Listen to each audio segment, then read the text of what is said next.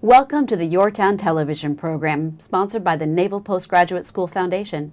I'm your host, Lyla Engelhorn. NPS has a reputation for bringing fascinating people to the Monterey Peninsula.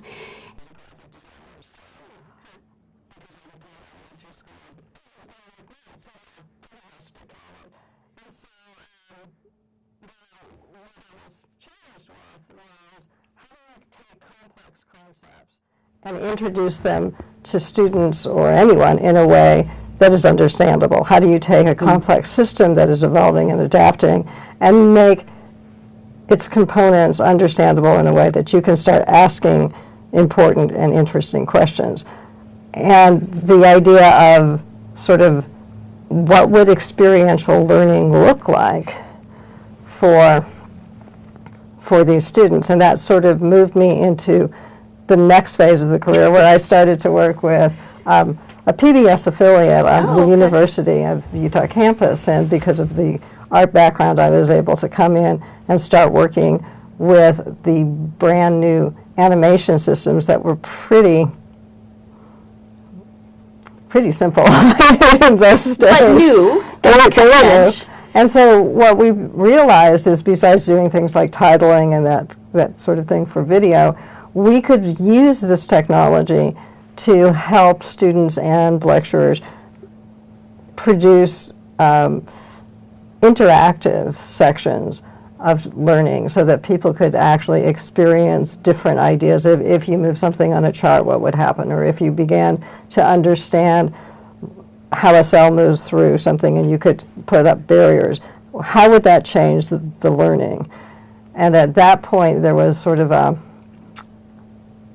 shift in my locale, so I ended up moving to California with my husband, and he teaches at the Naval Postgraduate School, and when we first arrived, I couldn't find a job there because they weren't really hiring artistic geneticists, so I basically went up to Silicon Valley, and I had some colleagues who I'd been working with in Utah for a learning company. And so, because again, this idea of using this relatively new technology, at that time we were developing some things at the University of Utah. We developed some programs for the medical school on video disc. That tells you kind of where the technology was. But bringing your medical background back in, and the science back in. And so what we realized is that we had a set of pathology slides up at the medical center that was different than the set of pathology slides that you would have in Germany, or that were different in the set of pathology slides that you would have across the country.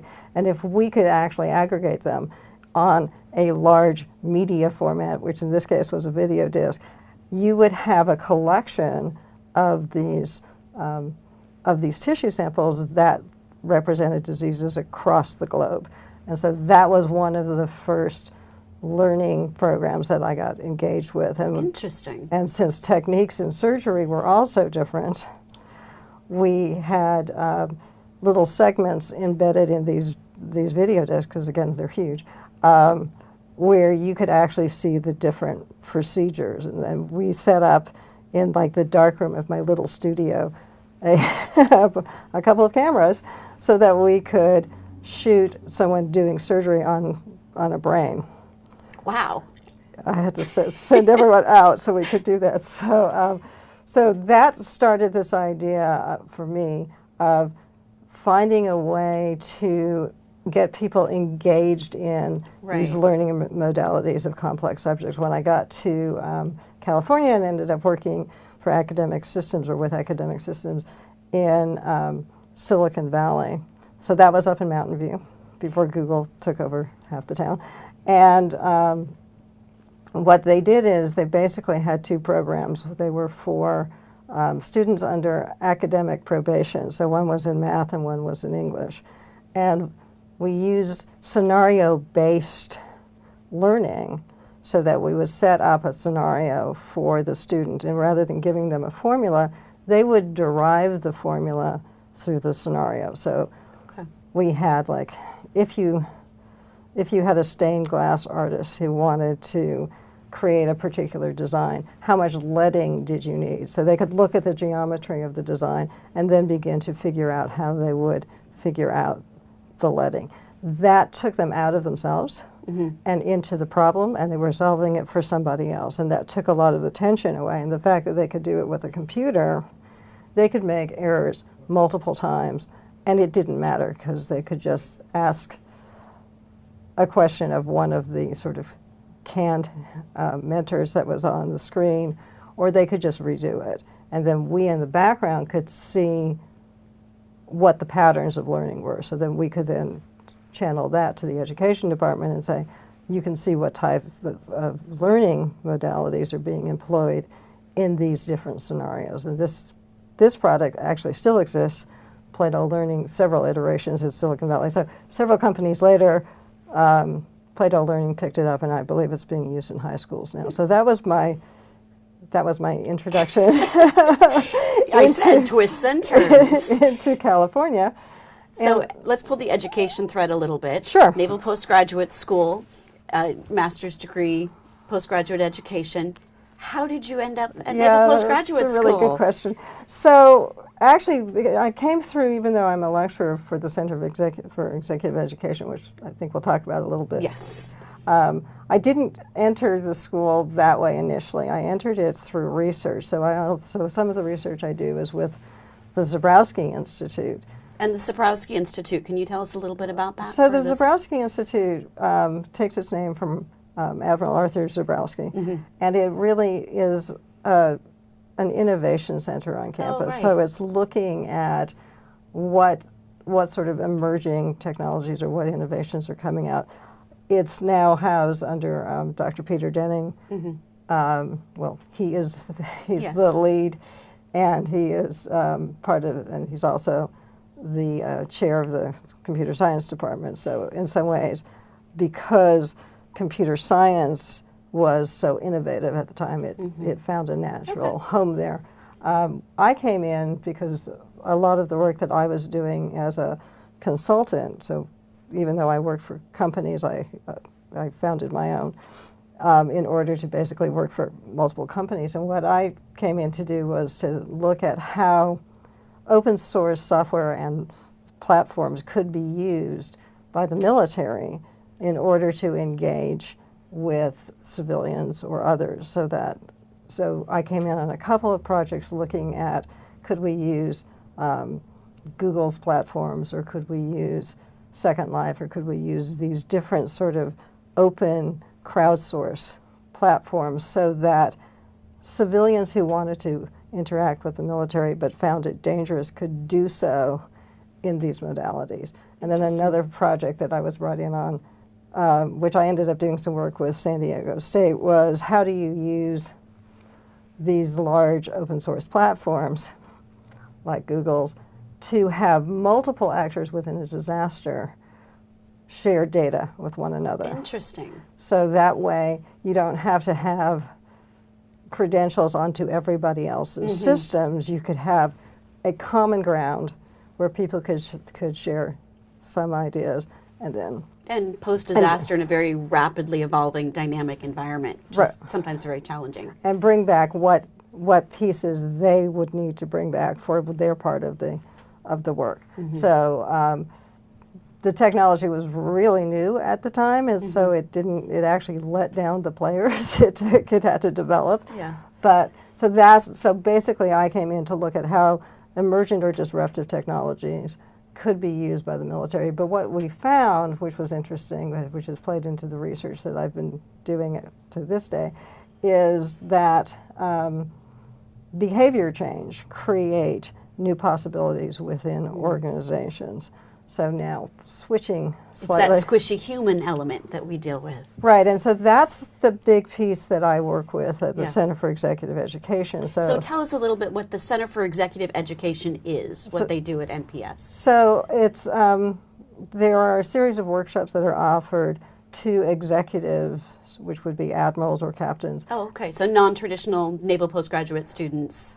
Right. People you don't think about coming to Naval Postgraduate School. And oftentimes they can earn a certificate or they can earn credits But these are not masters. These are not degree Right. programs. This is really executive education, and it's not like an executive master's program, which there are a couple of those Yes. on campus. But this is really where when an admiral comes in, or when a captain transitions into being an admiral, they have a lot of learning to do. They're in a different role, and they have to understand what it is that they need to do and how they need to think. And they go from basically running an operation to actually running a fairly large business. Oftentimes these commands are huge, and having an understanding not just of what a business mentality would bring you, but really how do you deal with these complex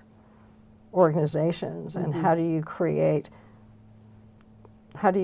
new potential within them. And since the market is war and it's aggressive, you don't have a lot of leeway. If you make the wrong choice or the wrong mistake, it's fatal. So within the Center for Executive Education, what is your role? So what I do is I work on, so there's different tracks. So there's just a leadership track where basically the new leaders will come in and they will get a series of lectures around different business skills and different interpersonal skills, and really understanding how to manage their lives and their career. I work on a different track, which is the strategy track, where we work with a leader and usually their executive team, but they can select their team from any cross-section of the organization. And we come in and look at a particular strategic challenge, and then using sort of a modified set of a series of lectures, but also workshop time where we actually look at the lectures and apply them to the actual problems. We start to create these ideas of change. And so a lot of the work that I do is team-based, and also looking at how you create new possibilities and then strategize to make them work. Interesting. So you're also a member of the MPS design thinking community. Yes. Design thinking. In your own words, can you describe what is design thinking? Now, granted, that's a slightly loaded question coming from you, because you are also a member of Yes, the I design am. thinking Full community. disclosure. So you can correct me at any time. So design thinking basically is coming out of the IDEO construct, which is in Stanford, Palo Alto, and the Kelly brothers founded basically this idea. It comes out of systems engineering, and it basically is this idea of how do designers think about what are the methods that they use in order to create a new product or to create a new concept. And it's a fairly structured, procedural. And it came out of industrial design, designing a chair, designing how does a designer approach a problem presented by a client, or a gap or a need, and then taking that same thought process and applying it to what sort of thing? Well, so traditionally, or often, it was applied to product, but it's expanded and it's been used by Procter & Gamble, and it's been used by Citibank and others who look at product changes. We look at it at NPS as how do you deal with complex, complicated, oftentimes wicked problems, problems where the stakeholders can't agree on what the problem is, so they can't agree on the solutions. And there is no solution. It's an iterative solution. So we really are using it as a way to explore what we will call the problem space. There's multiple problems that are in the environment. So there's multiple, and that's a complex problem space. Maybe. Right, and that's true of product design as well. So in product design, you could create multiple products, and there's this idea of creative destruction, that the one product that you create actually will destroy another product that may be out there. So there's this idea of that there are multiple areas that you can enter in, create something new, and that new creation then changes behavior and changes the possibilities and leads room for the next creation. And so I think the work I've been doing at the Naval Postgraduate School around design thinking is a way for, and one of the things that's important about the concept of creative destruction is that the changes happen from within. And so we've been looking, and the Navy has been looking a lot at how do you create these change agents, these change capabilities from within the organization. Interesting. Organizations are gigantic organisms almost, if you look at it biologically. And we go back to biology. It's there like we go. So how do you apply now your vast and diverse experience in your environment at Naval Postgraduate School through design? Can you give me an example of maybe some of the projects? So we've looked at it in a couple of different ways. I've done research projects where we really looked at how do you understand the design of a particular role within an organization, and is it fitting?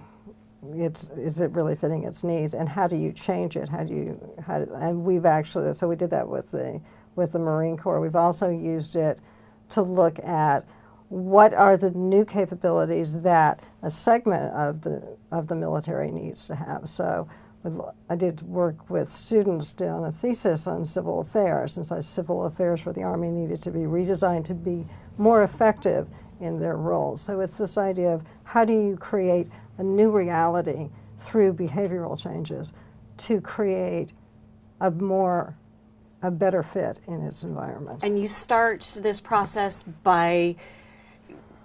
with a question in mind, or how do you do that? So there's often a design challenge. There's often something that says, how might we build a new civil affairs, or how might we create a better synergy between these two departments, or how might we... So very open-ended. Completely open-ended. And then there's a series of steps that you go through. So you discover the environment, you define where you're going to enter in, which problem you're going to solve. Then you ideate, you look at different possibilities throughout that environment. You select one of those, and then what you do, and I think this is essential to the difference that we have, is we prototype. We create something, we test it on stakeholders, we go back, we refine it, we test it on stakeholders, and we continue to refine it. Fascinating. Well, thank you for joining us. Really interesting discussion. Hope you enjoyed it. Thank you. It's a pleasure.